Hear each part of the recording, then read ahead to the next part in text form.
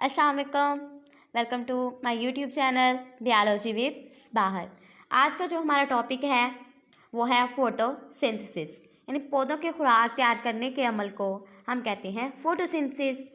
तो आज के हम टॉपिक में पढ़ेंगे कि फोटोसिंथेसिस का अमल कैसे होता है, कहाँ पे होता है, इसकी डेफिनेशंस देखेंगे, इक्वेशन देखेंगे, फिर लास्ट पे हम देखेंगे इसकी इम्पोर्टेंस। तो आइए चलिए स्टार्ट करते हैं। फोटोसिंथेसिस ये दो लफ्ज़ से मिलकर बना हुआ है, एक है फोटो और दूसरा है सिंथेसिस।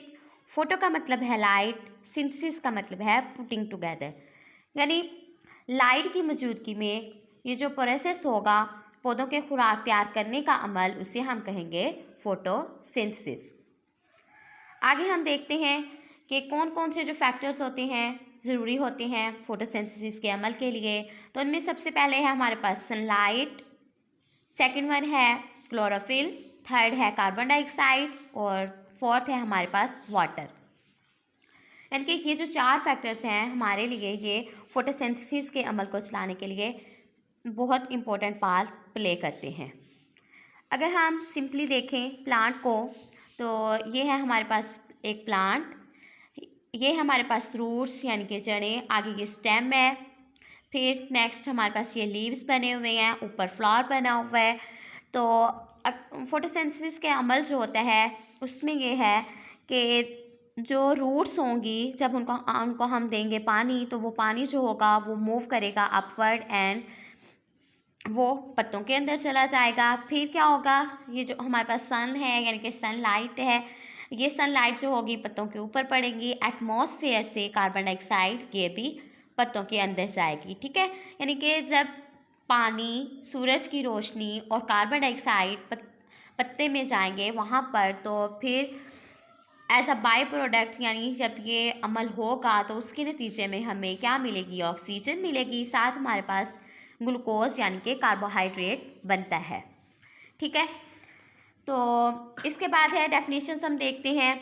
वो the process in which plant synthesise their own food by using carbon dioxide and water in the presence of chlorophyll and sunlight and form carbohydrate plus oxygen as a byproduct. यानी वो अमल जिसके ज़रिए जो plants होते हैं वो carbon dioxide और पानी को यूज़ कर रहे होते हैं और उससे हमारे पास बाय प्रोडक्ट जो बनती है ये होती है हमारे पास कार्बोहाइड्रेट, जिस ग्लूकोज और ऑक्सीजन ये जो होते हैं बाय प्रोडक्ट के तौर पर बनेंगे।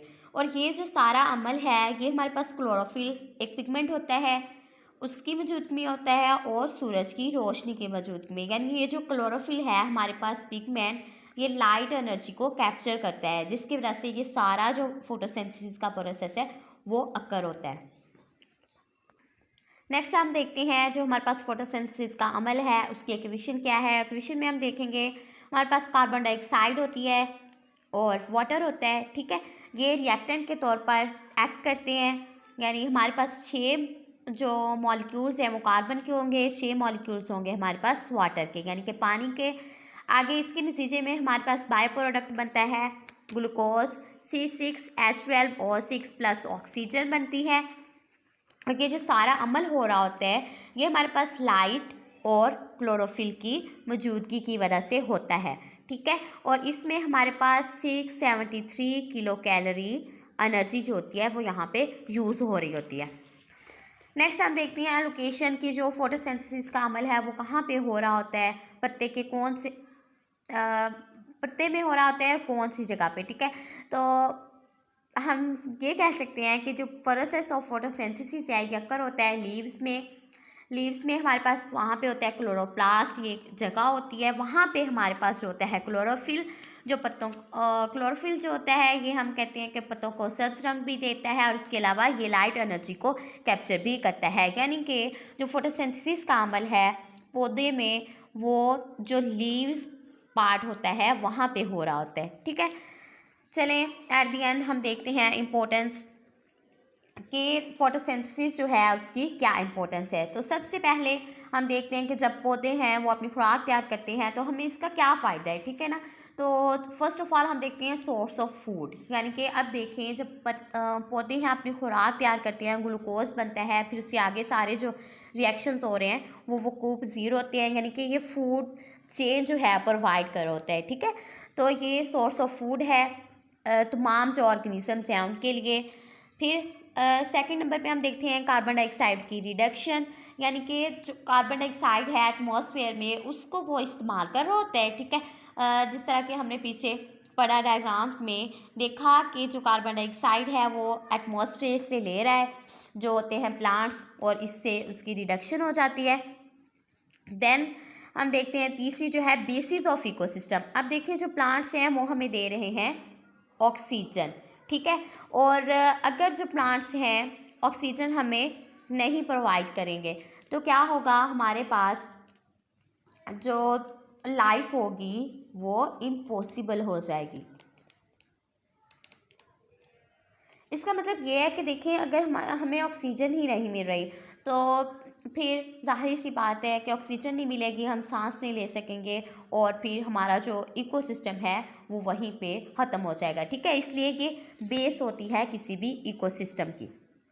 चौथा है हमारे पास के रॉ मटेरियल फॉर इंडस्ट्री के लिए ये जो है रॉ मटेरियल प्रोवाइड करता है। लाइक अगर पौधे हैं तो उससे बताए हमें वुड हासिल होती है, पेपर हासिल होता है, कॉटन, ऑयल, फ्यूल्स, और उसके अलावा भी इसकी बहुत ज़्यादा इंपॉर्टेंस है। मोस्टली हम ये कह सकते हैं कि without plants life is not possible.